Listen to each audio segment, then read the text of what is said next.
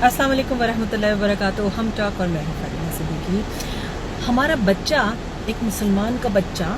वो भी शैतान के नरगे में होता है और शैतान उस पर भी अटैक करता रहता है। लेकिन एज़ पेरेंट्स हम कई दफ़ा अपने बच्चे को शैतान के नरगे में जाता देख के बिल्कुल तन्हा छोड़ देते हैं, अकेला कर देते हैं, उसको बिल्कुल शन कर देते हैं।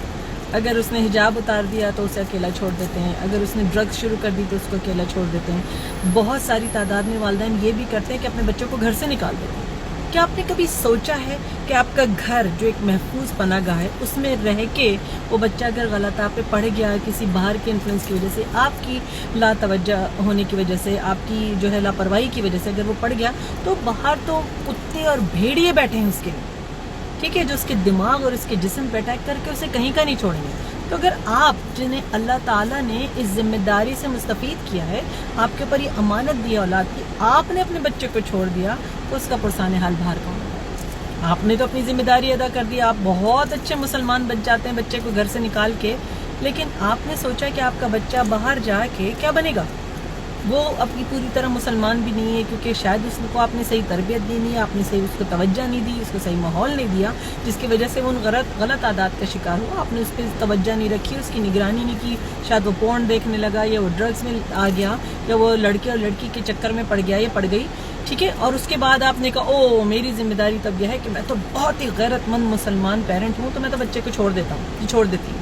बाहर निकल जाओ, दफ़ा हो जाओ मेरे घर से, तुम्हारी इस घर में कोई जगह नहीं। आपने सोचा है कि वो आपकी नस्ल है, आपने सोचा है कि वो आप पे डिपेंडेंट है, और आपने सोचा है कि अल्लाह सुब्हानहू तआला ने उसको अमानत बना के आपको दिया है, दुनिया को नहीं दिया कि धक्के खा के खुद ही पल जाएगा, जब अकल आ जाएगी वापस आ जाएगा। यकीन करें वो बच्चा शायद जिस्मानी तौर पे कभी आपके पास वापस आ जाए, वो ज़हनी तौर पे कभी आपके पास वापस नहीं आएगा और आपको माफ़ भी नहीं कर सकेगा। आपको पता है कि साइंटिफिकली स्पीकिंग बच्चे का प्रॉपर डिसीजन मेकिंग का और सही चॉइसेस बनाने का मैकेनिज्म पूरी तरह बिल्ट नहीं होता जब तक कि इसकी उम्र 25 साल नहीं हो जाती। तो अगर 25 साल से पहले वो गलतियां कर रहा है, तो उसमें गलतियों में कुछ ना कुछ आपकी भी शमूलियत होगी, आपकी भी जिम्मेदारी बनती है। तो अगर आपने अपने बच्चे को छोड़ दिया, या अगर आपने चले बाहर नहीं निकाला घर से, उससे कहा मुझसे बात मत करना, मुझे अपना चेहरा नहीं दिखाना, तो मेरे लिए ज़िंदगी की नाउमीदी हो, बोझ हो, इस तरह के अल्फाज हम सारे डायलॉग मारते हैं ना बच्चों के ऊपर, अस्तगफिरुल्लाह, ठीक है ना। तो आपने सोचा कि वो बच्चा मोरली, इमोशनली, मेंटली किस कदर डैमेज हो चुका है, किस कदर स्कार्ड हो चुका है,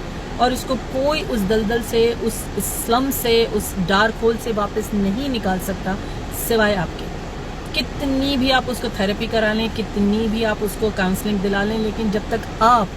अल्लाह के खौफ से, अल्लाह के प्यार के लिए अपने बच्चे को एक अमानत अल्लाह समझ के प्यार नहीं करेंगे, उसकी तमाम गलतियों के साथ उसको एक्सेप्ट नहीं करेंगे, वो बच्चा उस दलदल से बाहर नहीं आएगा, गंदगी और गुमराही से बाहर नहीं आएगा, बेराह रवी से बाहर नहीं आएगा, ठीक है, चाहे वो बच्चा हो या बच्ची हो। आपने तो गलतियां करता देख के अपने बच्चे को और अपने गले से लगा के सीने से चिमटा के कहना है कोई बात नहीं, मैं तुम्हारे लिए दुआ करूंगी, तुम अपने लिए अपने अल्लाह से दुआ करो, मैं तुम्हारे साथ हूँ, लड़ो अपने अंदर के शैतान से और बाहर के शैतान से, मैं तुम्हारे साथ हूँ, लड़ो अपने अतराफ के शैतान से और अपने अंदर के शैतान से, मैं तुम्हारे साथ हूँ,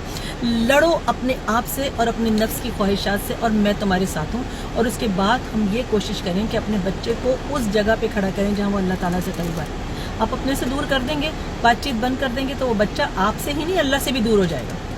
तो आपको ये समझना है कि आपने ये जिम्मेदारी पूरे एहसन तरीके से निभानी है, अपने बच्चों को अपने करीब लाना है, उसको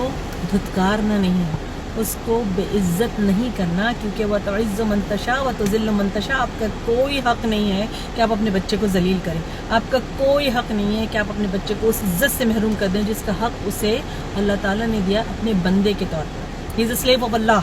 she is a slave of Allah. आपका स्लेव नहीं है, आप गॉड नहीं है, आप उसके मालिक नहीं हैं। अल्लाह ताला ने आपको नहीं दिया उसको मिल्कियत बना के, आपको अल्लाह ने अमानत बना के दिया है, जब चाहता है देता है, जब चाहता है ले लेता है, ठीक है ना। तो आपने ये याद रखना है कि पेरेंट्स आर नॉट गॉड, और आपने अपनी जिम्मेदारी पूरे एहसन तरीके से निभानी है, जिस तरह अमानतदार निभाता है। फेंकने से, जिम्मेदारी से बातचीत बंद कर देने से, जिम्मेदारी को एक कमरे में बंद करने से, जिम्मेदारी को किसी और के हवाले करने से, बोर्डिंग स्कूल में भेज दूंगा सही हो जाएगा, बोर्डिंग स्कूल में भेज देंगे बिल्कुल सही इंसान का बच्चा बन के वापस आएगा, इस किस्म के अल्फाज, ठीक है। या फिर मैं अपने दादा के घर भेज देता हूँ, या तुम अपनी नानी के पास रहो, मेरी तुम्हारे घर में जगह नहीं, ये कोई फैसले सही नहीं होते और ये कोई सोल्यूशंस भी नहीं। याद रखिएगा, आपका बच्चा आपकी जिम्मेदारी है, अगर आपने नहीं निभाई तो दुनिया गलत तरीके से उसकी परवरिश करेगा, और जो आपको फिर बाद में पसंद नहीं आएगी, और आखिरत में आपको बहुत अच्छी तरह से आईना दिखाया जाएगा। اللہ تعالیٰ ہم سب کو اپنی ایمان میں رکھے, اپنے بچوں کو اللہ تعالیٰ ہمارے بچوں کو اپنی ایمان میں رکھے. السلام علیکم.